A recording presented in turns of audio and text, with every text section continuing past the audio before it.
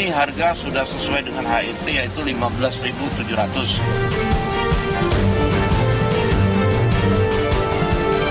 Karena ini sangat merugikan masyarakat.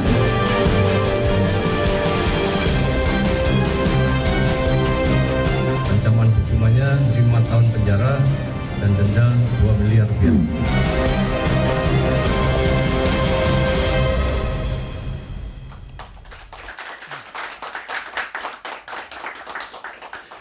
Terima kasih masih bersama kami dalam Merah Putih. Saatnya sekarang kita dengarkan apa yang ingin disampaikan atau ditanyakan dari teman-teman yang hadir di studio. Ini saya kedatangan banyak sekali sahabat-sahabat pengusaha ya dari komunitas pengusaha BNI Star, Chapter Star. Silakan yang pertama siapa yang mau bertanya? Saya. Oke, silakan Ibu Reski boleh berdiri dan sampaikan pertanyaannya. Baik, terima kasih. Nama saya Reski Rohmayani dari ERP Cloud Management System BNI Chapter Star, Jakarta.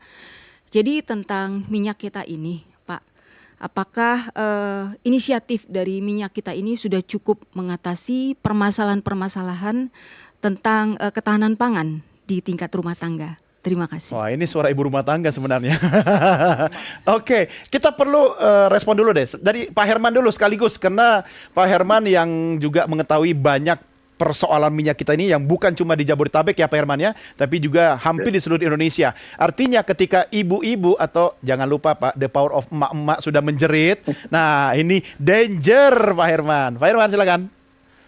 Ya, pertama tentu idealnya tidak perlu ada minyak kita. Ya. Karena kita sebagai produsen minyak sawit terbesar dunia, 54 juta ton. 54 juta ton itu kita hanya butuh sekitar 17% lah dengan produk-produk turunan lainnya. Bahkan untuk minyak goreng dengan 10% saja sebetulnya sudah cukup. Tetapi kan ini kadang seluruh komoditas yang strategis ini sudah di-compare kepada harga internasional.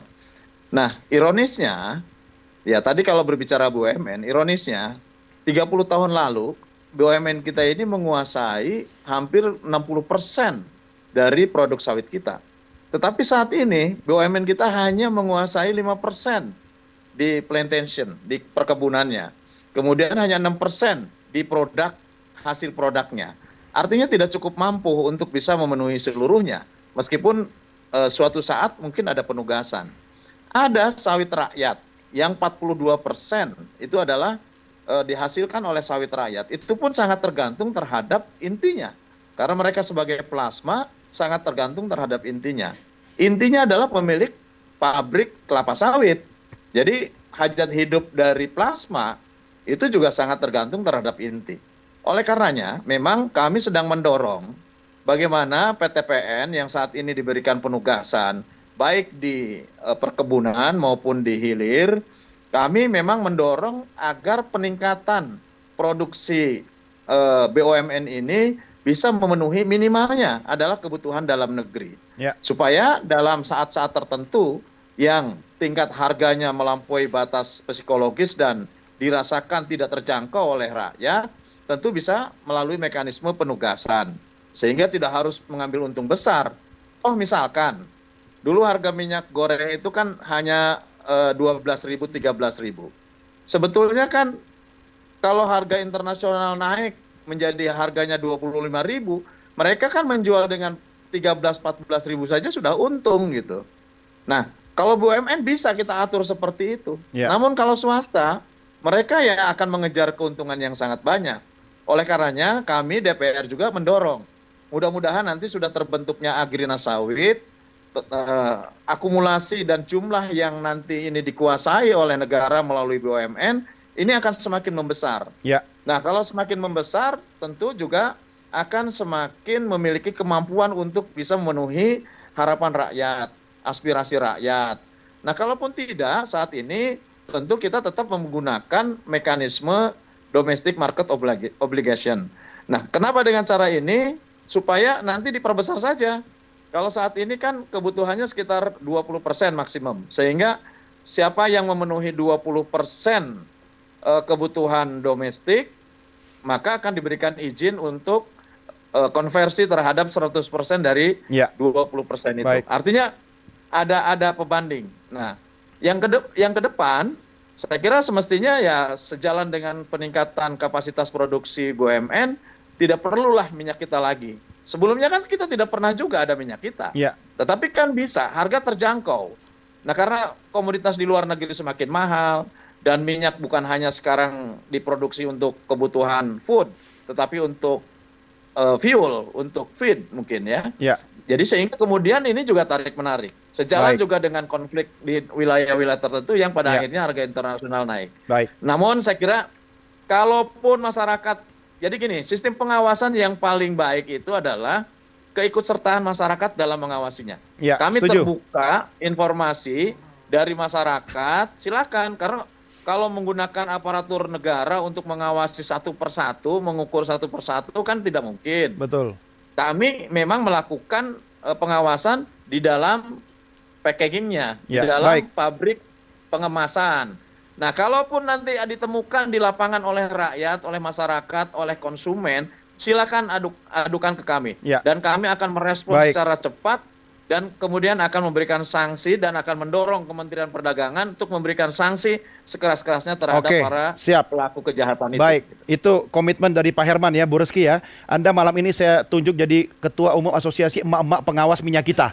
Ya, laksanakan tugas Anda. Cari Pak Herman nanti Siap. laporkan. Oke. Siap. Sekarang berikutnya yang kedua silakan. Pak Andrew silakan. Selamat malam Bapak-Bapak, nama saya Andrew Rumeser dari Boss Learning HR Training BNI Chapter Star. Pertanyaan saya, seperti yang kita ketahui bersama, kelangkaan minyak goreng bersubsidi bisa berdampak kepada kenaikan harga kebutuhan pokok serta meningkatkan beban hidup masyarakat yang membutuhkan. Nah, menurut Bapak-Bapak narasumber, bagaimana sih dampak dari kasus minyak kita ini terhadap ekonomi kita? Terima kasih. Terima kasih Pak Andrew. Ini pertanyaan titipan dari orang di rumahnya pasti ini. Pak Peter dulu silakan komentar Anda. Ya kalau lihat dari kasus ya, ini kita melihatnya dari kasus ini kan. Kasus ini mengenanya kepada minyak kita yang harganya itu harga ditetapkan, ada harga eceran tertingginya. Dan memang ini di atas harga eceran tertinggi. Ya. Harga eceran tertingginya 15.700, tapi dijual di pasaran itu ada 17.000, ada 18.000 ya di kisaran itu. Tapi kalau dibandingkan pada harga minyak goreng yang lain yang premium, ini masih jauh di bawah. Ya. Jadi kalau dilihat dari efek harga, saya tidak melihat hal ini berdampak besar terhadap perekonomian, ya. Ya. Bukan terhadap individual emak-emak. Ya, mungkin berbeda kalau kita melihatnya dari sana. Tapi kalau dilihat dari perekonomian, saya sebagai ekonom melihatnya tidak besar dampaknya. Ya. Dan syukurnya itu adalah kasus ini tidak menjadi satu hal yang kemudian meledak, ya, kemudian menyebabkan rentetan persoalan lainnya. Ya, kalau kita ingat dulu kan ketika kita tahun 2021 ketika pemerintah menetapkan satu kebijakan melarang ekspor, itu yang kemudian diikuti dengan rangkaian kejadian-kejadian yang benar-benar mengganggu perekonomian kita. Oke. Yang menyebabkan ada penimbunan, ya, kemudian menjadi langka, harganya melonjak. Itu tidak terjadi di sekarang. Tapi ini kasus ini memunculkan kemudian adalah krisis trust, ya. Kepercayaan masyarakat itu berkurang. Dan ini yang bisa berdampak karena kepercayaan masyarakat ini kita gabungkan dengan hal-hal yang lain. Jadi ini semakin mengurangi, mengerus kepercayaan masyarakat terhadap sistem. Ya. Itu yang bahaya. Siap. Kalau itu sudah berdampak, perekonomian kita bisa terdampak. Ya, baik. Apalagi kenapa sekarang soal minyak ini jadi sensitif? Karena bulan puasa banyak yang buka puasa pakai goreng-gorengan, Pak. Oke, Bapak, Ibu, dan panelis, saya memberikan kesempatan bagi Anda masing-masing untuk memberikan closing statement, masing-masing maksimal 30 detik. Kalau dari Pak Mansur sendiri, saya setuju dengan ide Anda tadi. Putus itu mata rantai dari produser sampai ke pedagang di pasar. So, what next yang paling efektif dan efisien? Iya, kalau kita mulai ujung sampai sekarang, minyak kita ini kan dicetuskan oleh Menteri Perdagangan zaman Pak Zulhas ya. Dan sekarang beliau menjadi Menko Pangan. Saya pikir ini nggak akan sulit sebenarnya untuk bisa diselesaikan. Menko Pangan undang Menteri Perdagangan, undang Menteri Perindustrian, undang produsen, undang repacker. kita duduk bersama, repackernya nggak usah banyak-banyak, dibatasi saja.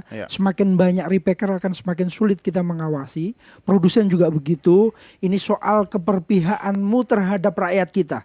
Kamu boleh jual banyak di luar negeri, tapi adanya minyak di dalam negeri harus kamu penuhi, walaupun nggak untung.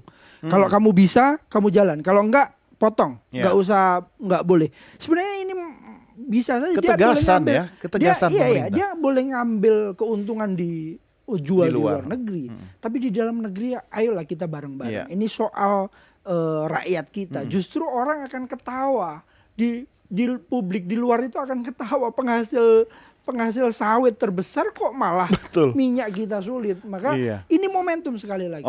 Menteri Perdagangan diberi kewenangan lebih besar untuk mengawasi, termasuk memberikan evaluasi terhadap perizinannya. Kalau perlu potong-potong. Dan ini akan menjadi hal baik kalau ini dilakukan dengan baik. Momentum ini dilakukan dengan baik. Setuju. Makanya kita juga banyak berharap dari Pak Herman ya. Pak Herman, closing statement Anda silakan sekaligus biar ini jadi kasus terakhir. Ya, sebetulnya bukan persoalan minyak saja. Hampir seluruh komoditas strategis yang itu menjadi hajat hidup rakyat, masyarakat, ini banyak sekali dimain-mainkan gitu ya. Dan bagi kami sebetulnya sudah bisa bagaimana menelaah terhadap situasi ini. Oleh karenanya ke depan tentu kita akan mendorong BUMN lebih kuat lagi gitu ya. BUMN lebih kuat lagi, lebih mampu lagi, dan dengan adanya Danantara insya Allah mudah-mudahan juga seluruh investasi yang dibutuhkan untuk bisa membangun terhadap kebutuhan hajat hidup orang banyak ini bisa dipenuhi. Pabrik kelapa sawit ya jangan hanya menjadi milik para perusahaan-perusahaan besar, tetapi nanti sawit-sawit rakyat kita bangunkan pabrik-pabrik kelapa sawit yang nanti diintegrasikan dengan kerja-kerja di BUMN. Saya kira ini menjadi konsep ideal. Yang kedua, kami juga sedang merevisi Undang-Undang Perlindungan Konsumen. Ini penting. Dengan berbagai persoalan dan kasus, nanti akan memudahkan. Kami juga sedang berpikir bagaimana konsep yang lebih adil, lebih mudah, terbuka, tentu untuk rakyat bisa mengadukan. Dan jangan sampai yang mengadukan malah semakin tujuh keliling gitu ya, semakin pusing. Kami ingin menjamin bahwa revisi Undang-Undang Perlindungan Konsumen memberikan jaminan kepada konsumen akan mendapatkan harga dan kualitas yang sesuai dengan keinginannya. Intinya dari semua itu, jiwa kita harus merah putih seperti TV ini, merah putih. Seperti nama acara kita. Tenang, Pak Herman, Anda dibantu oleh Asosiasi Emak-emak Pengawas Minyak kita. Pak Peter, singkat saja Pak Peter. Minyak kelapa sawit ini kan adalah produk yang menjadi andalan kita. Ya, kita berproduksi terbesar di dunia. Jangan sampai produksi yang terbesar ini justru kita tidak bisa mendapatkan manfaat yang sebesar-besarnya. Dan walaupun kita ini yang terbesar, saya kira walaupun nanti BUMN mungkin sudah berdiri, Agrina sudah berdiri, kita sudah menguasai lagi, BUMN sudah menguasai lagi kelapa sawit, saya tetap berharap minyak kita tetap ada. Karena konsep dari minyak kita ini kan adalah memastikan ketersediaan minyak goreng yang pada harga yang terjangkau, khususnya untuk kelompok bawah. Jadi semangat itu harus tetap kita usung. Dan untuk itu saya kira yang kita lakukan sekarang dengan mengacu kepada kasus yang kita hadapi, perbaiki, bukan hilangkan. Perbaiki sistemnya. Tadi disebutkan pengawasan, benar, kita bisa berharap dari pengawasan emak-emak. Tetapi kita nggak mungkin menggantungkan sepenuhnya hanya kepada emak-emak untuk mengawasi. Karena balik-balik lagi, kan ditemukan udah lama disebutkan oleh Pak Abdullah tadi. Tapi kan tidak berani untuk melaporkan. Jadi yang perlu adalah kita membuat sistem. Pengawasan itu harus dalam bentuk sistem. Sehingga bagaimana kita melaporkan pun kita tahu. Itu yang penting. Baik. Pak Peter, terima kasih. Pak Mansuri, terima kasih. Pak Herman juga terima kasih. Pak Herman, selamat kembali bertugas. Terima kasih Bapak-Bapak sekalian.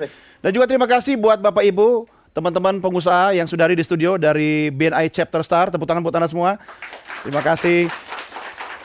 Pemirsa, kita berpisah sampai di sini. Jangan lupa saksikan terus Merah Putih hanya di Nusantara TV. Saya Doni The Kaiser. Salam Nusantara. Merdeka.